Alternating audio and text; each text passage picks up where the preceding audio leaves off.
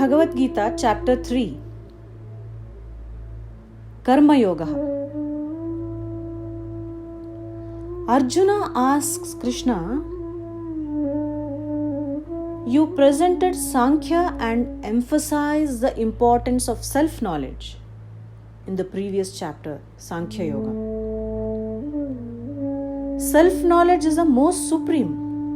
Then now, why are you asking me to engage in the action of waging a war? Then Krishna says, there are two pathways. One is the karma and jnana, self-knowledge. Both of them yield the same result. Krishna talks about the importance of yajna which is dharma, for the prosperity of the society. He says it is important to follow this to purify the mind. Only when you have knowledge, you can work in the world in a spiritual way. Lord Krishna tells Arjuna about the importance of action and affection done in sacrifice, where there is no expectation of the rewards of action. He says that we should find satisfaction and peace within ourselves, and that we should set an example for others to follow. The self in us, that is the Atma, does not do any action. It is only the attributes of nature that do the actions. But because of our innate ego, we think of ourselves as the doers of action. And our biggest enemies are desire and anger. These two block our path to salvation. So Krishna says it is necessary to control them. And this is the message Krishna gives to Arjuna.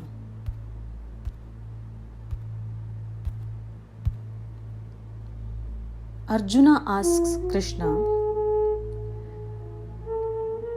tell me for certain that one path from which I may attain the Supreme. Arjuna is confused. Lord Krishna replies, Parth, right from the beginning of certain creation for salvation, I reveal two pathways. For the contemplative and thinking people, I reveal the path of Sankhya, that is knowledge. And for the action-oriented, I reveal the path of selfless work, that is the path of Karma Yoga. No one can remain even for a minute without doing work or action. Action is better than inaction. Even your basic body functions cannot be maintained without action. Do all your actions selflessly without any attachment, and you can reach the Supreme. Krishna says this to Arjuna. When the people in general stop working, then there would be disorder and the world would perish. The person who is full of ego and who is under the control of that ego thinks he is the doer of action. The action, in fact, is done by the nature. Therefore, Krishna says, extinguish all your desires, ego, get rid of your doubts and fear, and fight the war. Those people who with full faith and devotion and without finding fault follow these teachings of Krishna, they get released from the bonds of work and action. It is desire and anger born of Rajagun which force a person to commit sin. These two, the desire and anger, they are both themselves full of sin and consume everything and everyone that come their way. Consider these two as your biggest enemies. Just as a fire is hidden by a smoke, just as a mirror is covered by the dust, and just as the embryo is surrounded by the womb, Krishna gives these examples, so too is man's wisdom surrounded by desire. Therefore, man is always unsatisfied.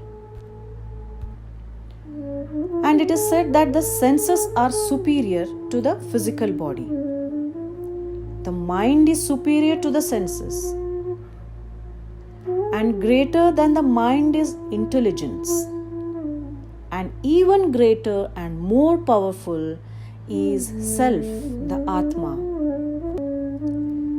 Yadyadacharati shresthaha. Krishna says, when you become at a certain level of karma yogi, people will follow you.